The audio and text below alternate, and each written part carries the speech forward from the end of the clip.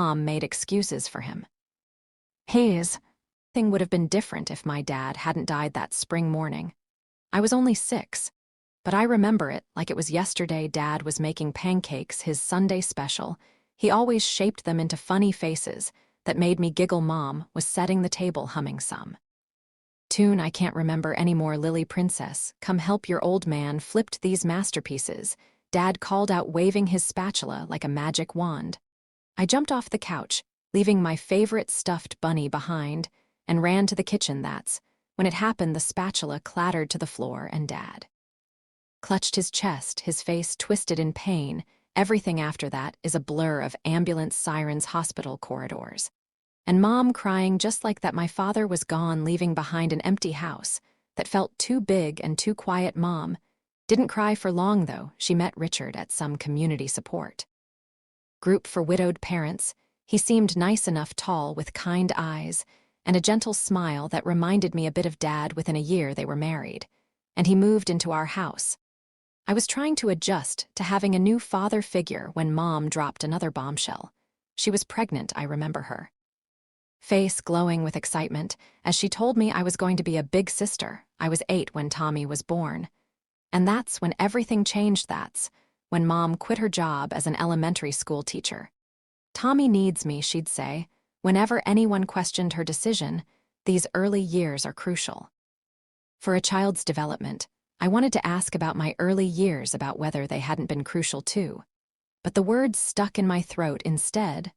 I watched as Mom's world gradually shrank until it revolved entirely around Tommy. She'd forget to pack my lunch for school, then act surprised when I mentioned being hungry at dinner. "Oh, I'm sorry, sweetie," she'd say distractedly, already turning back to Tommy. I was so busy with Tommy's doctor's appointment today, it wasn't just once or twice. It became our new normal. Richard noticed I'd catch him watching Mom with a worried frown as she fussed over Tommy, completely ignoring me at the dinner table one evening as I sat alone doing my homework. He sat down beside me. "You know, Lily," he said quite quietly, helping me with my math problems, "sometimes people get so caught up in one thing that they forget to see what else they might be missing." As Tommy grew older, the tension in our house became impossible to ignore. Richard tried talking to Mom countless times about her obsession with Tommy, but it always ended the same way, with Mom getting defensive and angry. I remember one particular evening when Richard brought it up during dinner. Tommy was about 5, pushing his food around his plate, while Mom hovered over for him, trying to convince him to eat just one more bite. "Sarah," Richard said, putting down his fork, "we need to talk about this. You can't keep hovering over him like this. He needs to learn to do things on his own." Mom's face immediately hardened. "What are you trying to say? That I'm a bad mother? That's not what I meant. And you know it," Richard replied, keeping his voice calm. "But you've got 2 kids here, not 1. And a husband too, by the way." I pretended to be very interested in my mashed potatoes, but I was hanging on every word. "Tommy needs me." Mom snapped. "He's still so young." "I was young too," I muttered under my breath. But nobody seemed to hear me. The situation came to a head when Richard suggested enrolling Tommy in Little League Baseball. I was sitting on the stairs, supposedly doing my homework, when I heard them arguing in the kitchen. "Absol, absolutely not." Mom's voice was shrill. "Do you know how dangerous baseball can be? He could get hit by the ball or twist his ankle. Or for God's sake, Sarah, he needs to experience life. You can't protect him from everything." But Mom wouldn't budge. Instead, she enrolled Tommy in art classes at the community center. I still remember Tommy's sullen face as he sat there mindlessly dragging his brush across paper, while other kids actually tried to learn. He quit after 3 sessions.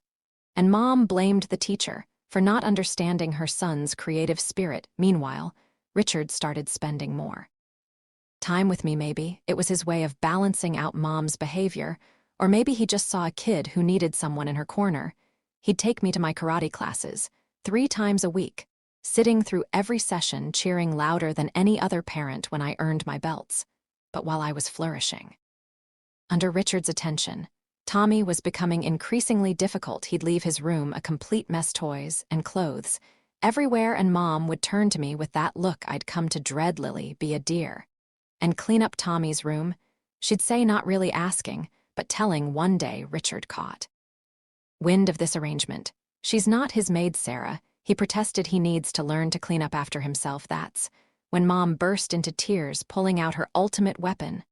I knew it, you love her. More than your own son, how can you treat Tommy this way? I watched Richard's face fall, saw the fight leave. His eyes, he looked at me apologetically, then raised his hands and surrender. Fine, have it your way, he said quietly, walking away after that. He stopped arguing with Mom about Tommy, but the look he gave me said everything. He hadn't given up on me, even if he'd given up on fight-in with Mom. It was a small comfort, but sometimes small comforts are all we have. High school graduation day was bittersweet. As I stood in my cap and gown scanning the crowd, I spotted Richard beaming proudly. Mom was there too, but she kept checking her phone, probably texting Tommy's babysitter later that evening. Richard called me into his study. I've been saving up, he said, pulling out a folder full of college brochures. You can go wherever you want, Lily, sky the limit. Before I could respond, Mom burst in. You can't be serious. She exclaimed that money should be saved for Tommy's future. He's going to need it more. Richard's face hardened, an expression I'd grown familiar with during these confrontations. This is non-negotiable, Sarah. I've already made my decision. I ended up choosing Marshall University in West Virginia, far enough to start fresh, but not so far that I couldn't visit occasionally. The day Richard helped me move into my dorm. Mom couldn't come because Tommy had anxiety about her leaving college life, was exactly what I needed. For the first time, I felt free from the shadow of being the less favored child I called home weekly. But my conversations were mostly with Richard. Mom was always too busy. With Tommy, your brother's going through a difficult phase, Richard explained during one of our calls. His voice sounded tired. He's hanging out with these kids from the wrong side of the tracks. I tried getting him involved in some after-school programs, but your mother let me guess.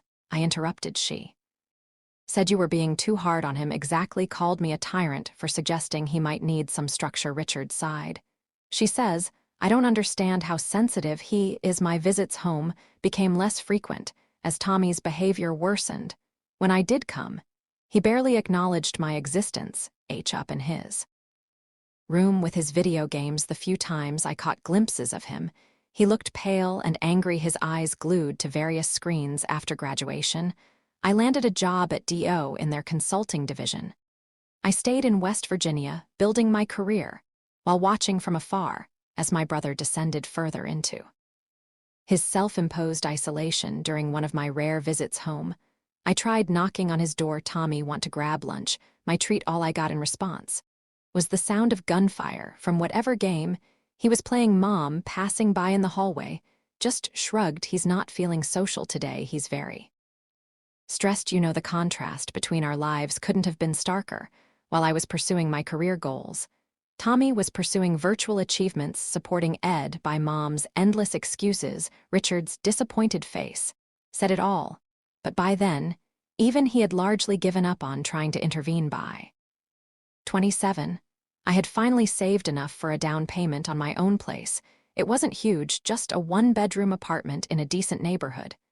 But it was mine the day I got the keys. I couldn't stop smiling. All those years of saving, of brown bag lunches and saying no to designer clothes, had finally paid off. You all have to come see it, I said during my weekly call home.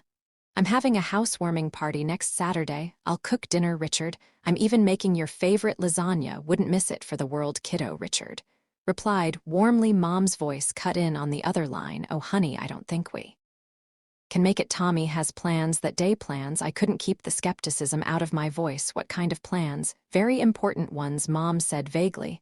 I could hear Tommy's video game blasting in the background. The day of the housewarming, only Richard showed up. He brought a potted plant and a bottle of wine. Your mother sends her love, he said. But we both knew that was a lie. Over dinner, Richard filled me in on what was really happening at home. Tommy, now 20, hadn't bothered with college and spent his days either gaming or hanging out with his drinking buddies. Richard had tried to help, offering him a position at his construction company, just as a starting point. You know, Richard explained, twirling pasta on his fork, everyone needs to start somewhere. But Sarah, he shook his head. Sarah, Said it would be beneath him. Can you believe that said our Tommy was too intelligent for manual labor, too intelligent to work, but not too intelligent to mooch off his parents? I muttered. Richard gave me a sad smile. I keep trying, Lily, God knows. I keep trying. That was the last real conversation we had. 2 years later, I got the call that changed everything. Richard had collapsed at work, massive heart attack, just like my father. By the time I made it to the hospital, he was gone. The funeral was surreal. Mom put on quite a show, sobbing dramatically and telling anyone who would listen what a wonderful husband Richard had been. We were so happy, she wailed. How will we manage without him? I watched her performance with a mix of disgust and pity. Her tears weren't for Richard, they were for herself. I could see the wheels turning behind her grief-stricken facade. Richard had been the sole breadwinner. Without his income, how would she maintain Tommy in the lifestyle to which he'd become accustomed? Tommy didn't even bother to wear a proper suit to the funeral. He showed up in wrinkled khakis and a polo shirt that had seen better days.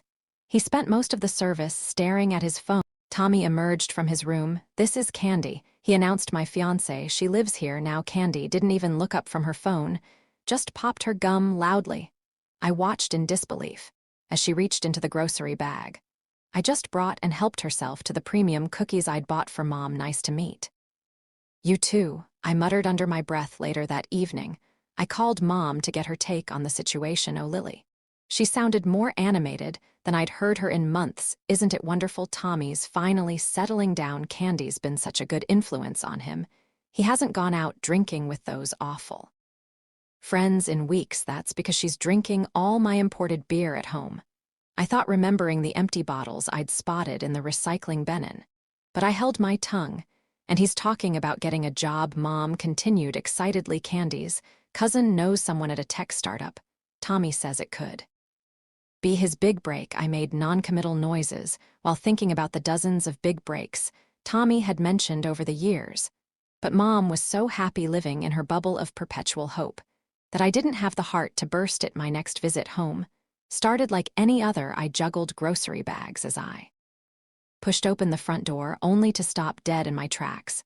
The house looked like a tornado had torn through it. Dirty dishes piled high in the sink, takeout containers scattered across every surface, and clothes strewn about the living room floor. Candy lay sprawled on the couch, perfectly manicured, nails tapping away at her phone screen. She didn't even look up as I set down the groceries.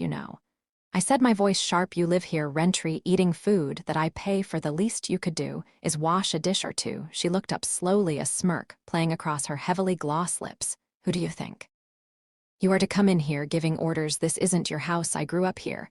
I shot back. You're just a guest. That's when she laughed, a harsh, triumphant sound that made my skin crawl. Oh, honey, you've got it all wrong.